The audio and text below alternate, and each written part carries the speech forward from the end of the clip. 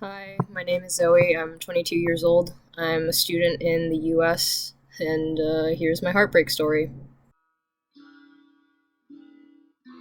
2 weeks, 3 weeks, and then I found out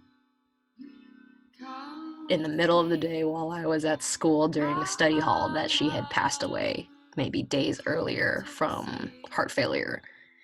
And that was because she was underweight, and I suspect she had an eating disorder, but it was never actually diagnosed. She probably actually did because she constantly skipped meals. She was a dancer, so she had all the body issues that come with, being super interested in dancing. And her mother was no help because she was very focused on appearance, and her mother said all sorts of terrible things about how her daughter looked so much better skinnier, and she heard all that during the coma, so she refused to eat even though she was pushing herself every time she went to physical therapy. So her body just gave up and gave out on her because she wasn't supplying it with the calories she needed.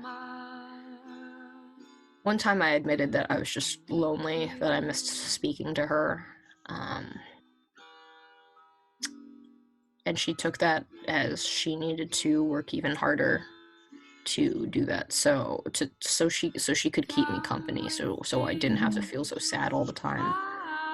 So the last message I got from her, I missed the window to talk to her because of class. So she was just like, "I'm sorry you're feeling lonely. I'm gonna work harder, and I'm gonna get better at physical therapy so we can spend more time together." Um, and then a week later, I found out she passed away. So I took that very badly. But so when I found out, the next day I went over to school, and people were like, "What's up? You're feeling bad?" And I just, I didn't really talk to them about anything. I didn't talk to them about crap because it was, again, conceal, don't feel. And it didn't hit me for like 2 weeks. I was numb. Um, and then one day I just kind of felt it all, and I cried so much, and I just like focused on nothing but schoolwork. I didn't talk to friends. I didn't do anything. I focused on nothing but schoolwork. And so I didn't have to think about her during the day, but then at night it was just like I have nothing to do. So there were times I was just crying. Sometimes I couldn't sleep. Sometimes I would go to bed super late because it was better to just like let it out and just pass out, but also I didn't want my parents knowing, so I would cry, but it wasn't like actually letting it out. It was just like trying to keep it in and just like letting out the bare minimum. um it was a really tough time in my life. I did I started vaping, I started drinking, just to try and cope with it, or at least like numb myself enough that I could focus on school and other things. Um it was so difficult. It was probably the hardest time in my life because it was just like, I was 16, almost turning 17. It's just like, how do your peers, how do your friends like know how to comfort you in a time like that? And I couldn't tell my parents, and I didn't want to go into therapy. So, and also it was going to be like, what can I tell my parents I need therapy for? So when I did go to school guidance counselor, she called her my friend. She called my dead girlfriend my friend. There was one couple at the time in particular among my friend group who they were just so happy, and I I couldn't bear to see them because I was so, at that point I was just so angry at the world. Like, why is it that she had to die and they could still be doing whatever? It was difficult. So I did, and it was just like, that's not what a good friend thinks. A good friend should be happy that.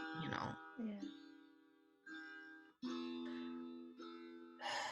So for Chelsea, I it took me a while. It took me a long while. Maybe 2, 3 months after I found out that she had passed away, and from then I started opening myself back up and like reintegrating myself with my friends and stuff. And so like that, I think I would argue that was when I started to feel okay. There were times, however, where in that following year, sometimes I would just be hit with like this depression, just like remember her, and it would like and sometimes it was so bad I couldn't even do anything. So yes, I would drink and I would just like kind of numb myself. But it was like it became like a once a year thing for maybe the for 3 years following that. We were long distance kind of online for a good portion of it. She was the one who broke up with me. I took it really badly because she was 2 years younger than me. I was already in college. We were kind of waiting for the point where she goes off to college to be like the time where we finally, can be together regularly. But to be honest, we had been having problems way before that. But for me, I kept like holding on, and I kept saying, okay, well, this is the time. Like, hopefully, this is the time where we can fix everything, because now we both have the time to like see each other, and we can see each other more regularly, and it's not like we're talking over text or FaceTime. Um, she broke up with me before that happened over the summer, and for me that was like that was like crushing all my dreams, because that was the thing that I was like holding on to, that I was like, it's gonna fix us, it's gonna get better, at the very least we're gonna be able to determine for sure that we're not gonna work out. um so I kind of took it as just like an utter betrayal. Like, I was just like, it was, for me, it was just like, I've been waiting for so long, I've been putting up with all this other stuff that you've done, that you've put me through. Like, you have so many issues that I've stood by like with you through all of it, and like, I started having my own issues like in the last year of the relationship, and I was like, I'm working on it, and like, for all your issues that you've decided that you just want to give up on me. I would be there for her. I'd buy her coffee as a surprise just to lift her up, or like I'd make her dinner, something nice or whatever. Just and I didn't receive a single thing like that. It was always just kind of her making me feel guilty for prioritizing my future over our relationship at the time. So it kind of was tearing me apart, because whenever she was upset, she kind of just would shut me out. So whenever she shut me out, whether or not it was my fault, so whenever she would shut me out, the only conclusion I could come to was that it was my fault and I had done something wrong. So I always felt guilty. I always felt like I wasn't doing right, or like what I did wasn't enough for her. And so when I came back for Thanksgiving, I kind of like, after I finally had caught up with sleep, I started having nightmares, and they were all like anxiety fueled, like her, like, I guess kind of like being there, like forcing herself into like every aspect of my life. And I just kind of realized, this isn't, my relationship shouldn't be causing me like to have nightmares. My relationship shouldn't be causing me enough worry to have this much anxiety. And I think that the reason why I stayed for so long was because it was just like, she's not dead, so I should keep trying. And so I kept trying, and I kept trying, and I kept trying, which is why we stayed together for so much longer than we should have.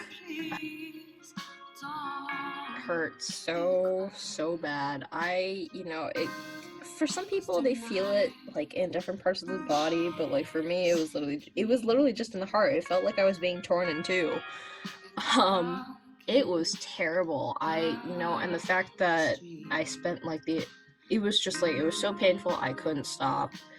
I couldn't stop crying. I couldn't stop thinking about her. And I think, thinking back on it, a lot of it was just like the agitation, because it was just like, heart beating really fast, like just being in pain, crying, and probably like crying so hard I wasn't getting enough oxygen. So it was just like, I was feeling lightheaded at the time. It was really weak.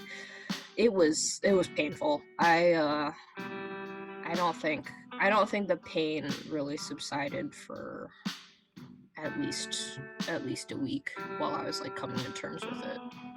It was painful, but with the help of people around me, and actually reaching out to people, it kind of like subsided and dulled down, or it didn't become so painful all the time. Because it was just like, I knew that there were still people out there who cared for me, and like, they had been through similar things. I can get through it too. The one friend who was like my work buddy at the time was just, he was very good about like kind of like reaching out, because he had gone through something similar a year prior. So he was just like, you know what, find a new hobby, find something, like do enjoy your life without her. I decided that I wanted to do all the things that I had never been able to do with her. She hated escape rooms, like they caused her anxiety. So I was just like, hey, to my friends, if you have an open slot for an escape room party, like hit me up. I'll come with you. Or I started getting really into like baking and cooking more. I had already kind of been cooking, but I was just like, I'm gonna, like, you know what? I'm gonna forget about her. I'm gonna cook. I'm gonna eat good food, and I'm gonna forget about her and her really bad cooking. um,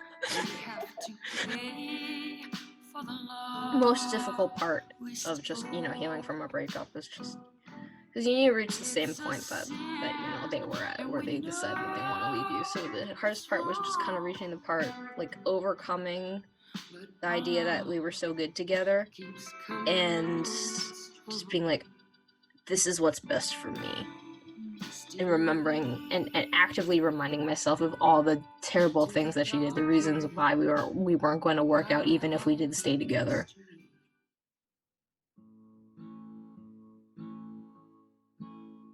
Definitely grown since Chelsea, since my last ex, and even now I'm growing after like the rebound.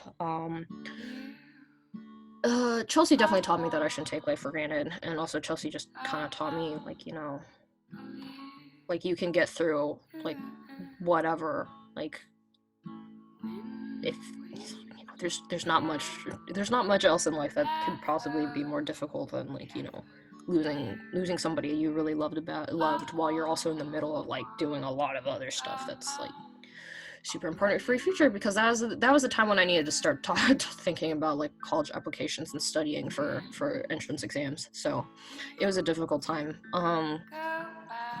But then also, like, my last ex kind of just taught me, like, you can love somebody, you can take care of them all you want, and it still won't be enough for them. So you find somebody who it will be enough for, who will love you the same way that you love them. And I will admit that my rebound was kind of a miss on that end, but she also was better about caring about me, caring for me when I was down. But just, it still wasn't the same. Like, what I did still wasn't enough for her. So, and also it kind of taught me, like, okay, why is there so much in common in these relationships, and it helped me like re-examine myself. And like now I'm just kind of like, I'm taking a break from relationships. I'm going to work on myself. I'm going to like turn myself into the person that I want to be, and then I'll try again. I've basically, because, when you can't just keep blaming everyone, it's always, I'm the common denominator, so something I did must have been wrong as well. So I just kind of realized, like, growing up, I was taught that love is a sacrifice. So because you love somebody, you sacrifice things for them. But I saw a therapist recently, and she said it shouldn't have to be a sacrifice. It should be a compromise. There's a difference. So I need to draw better boundaries for my own mental and emotional health, because it was just like, in the past I was just like, toss all myself to the side. They're in trouble. Okay, let me go help them.